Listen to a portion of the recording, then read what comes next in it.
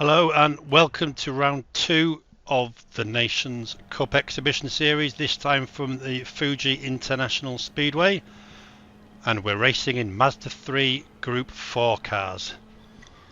So watching Isaac on his qualifying laps, just quickly recap on his race in Belgium. He came second, where he got 8 points for coming second. Now, like I mentioned quickly in the last video, you do get more points depending on how up the sliding scales of driver ratings you are, and not doing a great deal of online up to this point in GT Sport. Isaac was only a D rated driver, quite low down in the rankings, so he only got 8 points. The winner got 9, I think, in that last race. Starting this race, he is now a C driver, so although he's still in the GT3 league, he is going to get a lot more points for this race wherever he comes. So that said, let's watch him through this technical section in the final half of the lap.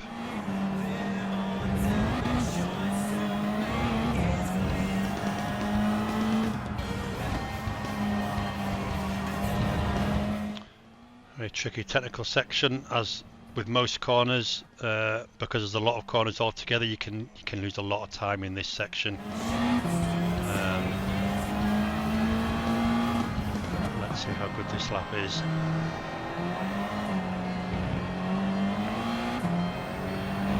On the final corner now, this part of the straight around this point here is where any penalties will be served. In fact, there, the 2 yellow markers there, is where any penalties during the race will be served. So obviously a big long straight, it's going to cost you a lot of time. 48.8, and yes, that's good enough for second place. Not bad, 3/10 off the lead, quite close, those top 4 drivers. So there we go. There's the grid and confirmation of Zack in second there. So 3, 2, 1, let's go. A good start, decent start there from Zack. Draber there got a massive start from third. I'm not even going to try and pronounce some of these names. Is that Medradino? No. He's up down to 7th, but Robbie has got up to 2nd from 4th as well in that first braking zone for the first corner. So Zack's now settled in 3rd, missing a lot of the trouble, thankfully. So what can he do from 3rd after dropping a place? Oh blimey, that guy who's in the lead is now out of the top 8. Where's he gone to? He's going to have to do some work to get anywhere back up the field. So very close between these 3, and already pulled away a 2nd from 4th place. Oh blimey, this is another hard braking zone. Yeah, a little nudging there, but not too bad. I don't call that too aggressive.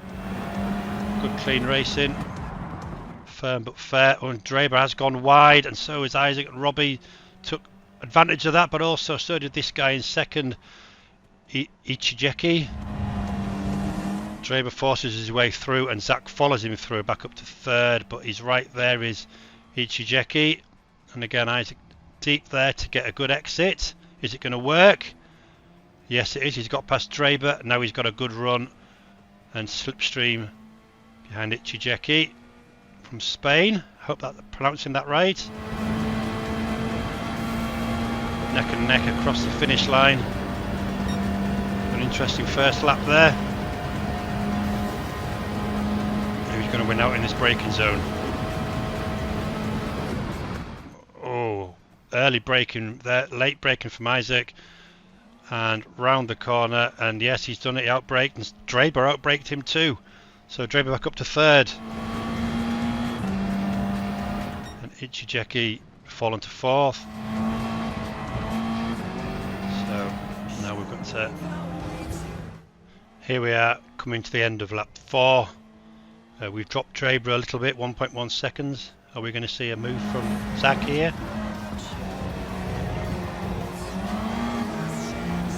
Not there, not at that point, but he's right on him.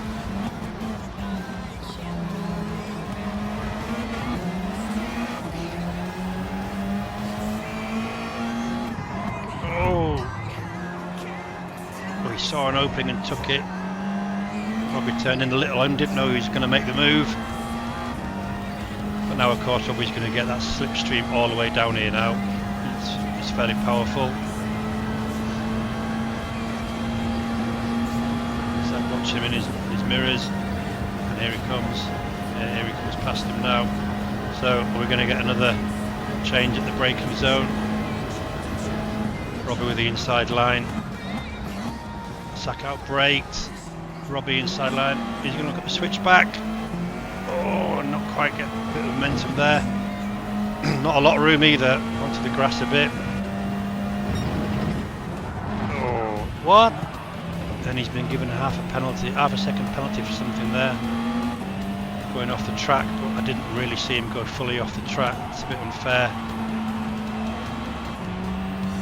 Oh dear, so now he's got that to serve at the start of the finish straight.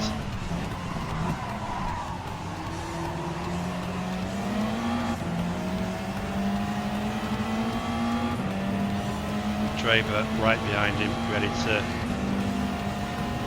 pounce on that penalty, if not before.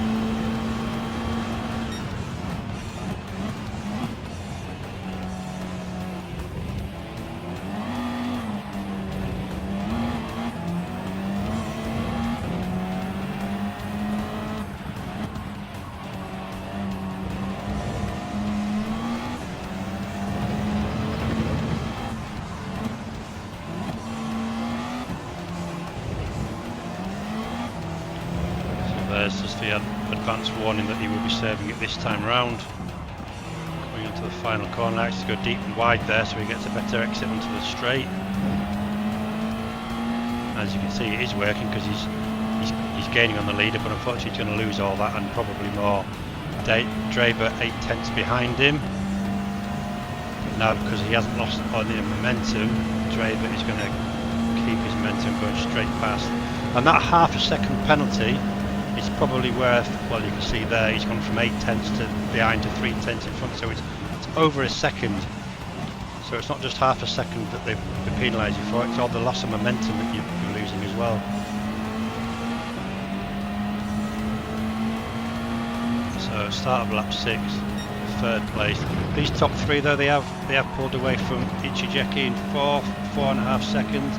Oh, and Isaac gets a good exit from that corner now, and does overtake Draper again for second place. Is he going to make it stick? Draper, if I had to guess, I would say on a controller. So what he's achieving, you can see him the way his car just jinks and jukes about a bit. If I had to guess, I'd say controller, which makes his drive even that more impressive. So we're coming up to the end of lap 7 now, and we haven't seen any pit stops. The requirement for this race was at least one. You had to make at least a pit stop. There was no tyre regulations. It was hards all the way unless it rained. So even though we're going to use the same tyre, you have to make at least one pit stop. So is this what we're about to see, or we're going to see another overtake from Zack?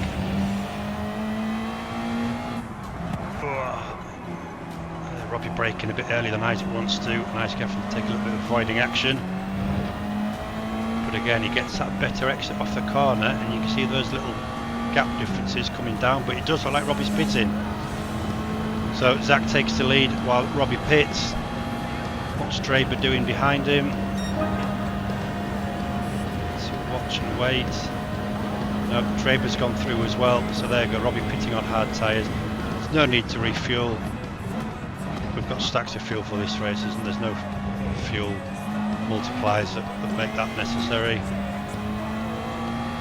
There are other pitters, they were further out of the top 5. So Isaac needs a bit of hammer time on lap 8 until it's his turn to pit.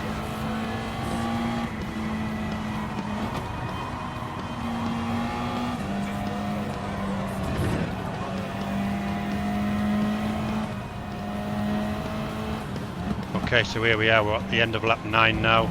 Draper's pitted on the end of lap 8, as you see, and he's slotted in behind Robbie. As Isaac gets another penalty for crossing the line there on the inside curbs. So he's going to have to serve that penalty on the way. He's got to pit on this lap, otherwise he'll get a massive minutes penalty at the end of the race. So it's his last chance to pit. I'm sure he will, but we'll find out. But he's got to serve this half a second one before he gets there as well now. 22 seconds in front of, I can't even pronounce that name either, from Poland. No, Ukraine, sorry, apologise. Is that enough for a pit stop? Not sure. 22.5 seconds.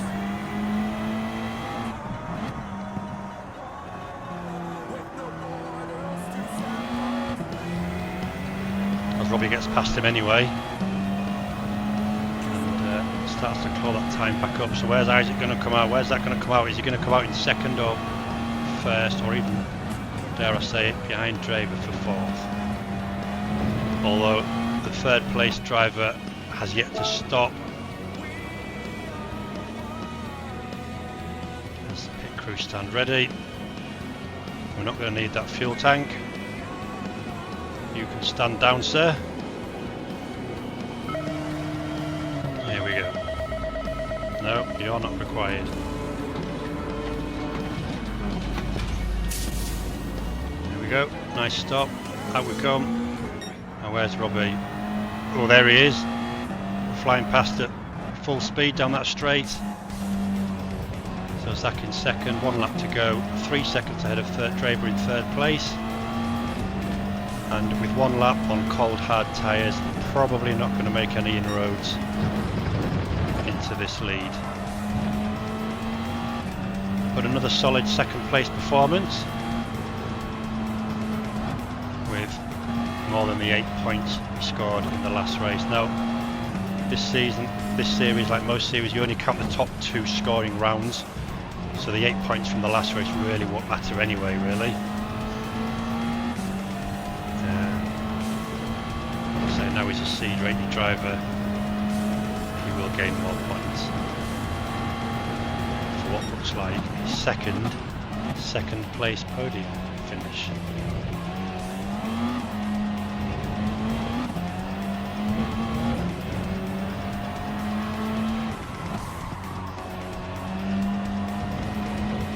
Guy with the fastest lap, Integrale, 1969, 148.1. He's outside the top 8. I had to skip back to look where he started, and he started outside the top 12, I think, if I recall. You guys might want to check on that for me, but wherever he started, wherever he's finished, he's got the fastest lap of the race. Isaac's fastest lap at 148.9 as we come down the final straight for the last time.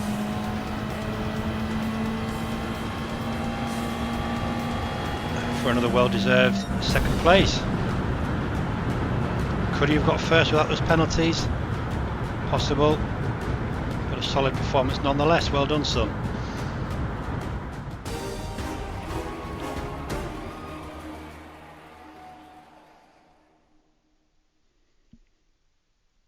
Celebrations over. You'll see he's a C and B rated driver now, driver and sportsmanship ratings, and 34 points for that second place. So as always, thank you very much for watching. Join us for round 3 in the next video, and if you enjoyed it, please like and subscribe. Be a great help to us and the channel. Thank you, see you next time.